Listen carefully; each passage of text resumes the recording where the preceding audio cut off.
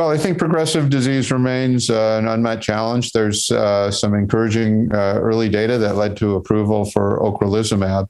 I think the issue with all of the biologics, including rituximab, Ocrelizumab, is not a lot of it gets into the central nervous system. They're big molecules. They don't get across the blood-brain barrier well.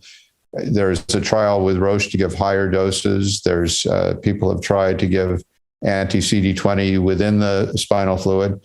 But there's a whole class of small molecules which are targeting B cells, targeting a molecule called Bruton's kinase, BTK inhibitors. And these the early results show encouraging signs. So this may be a very useful approach in progressive MS. But the focus is on B cells for a variety of very interesting reasons. But there's always the intimate interplay between T cells and B cells. So T cells are very much part of the story.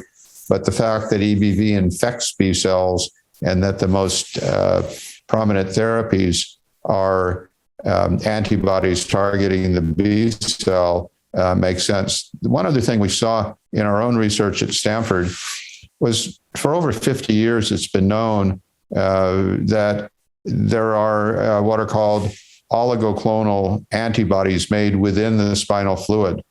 So one of the interesting things is that the cells that make antibodies are called plasmablasts. They have on their surface a Velcro-like molecule called alpha-4 integrin.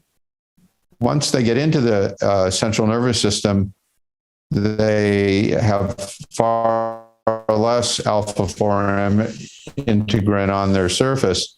So one of the thoughts is they can get into the spinal fluid, into the brain compartment, but they can't get out. And once they're inside, they start making these very specific clones. They're called oligoclonal, but in many cases, they're monoclonal antibodies that are directed to molecules like gliacam.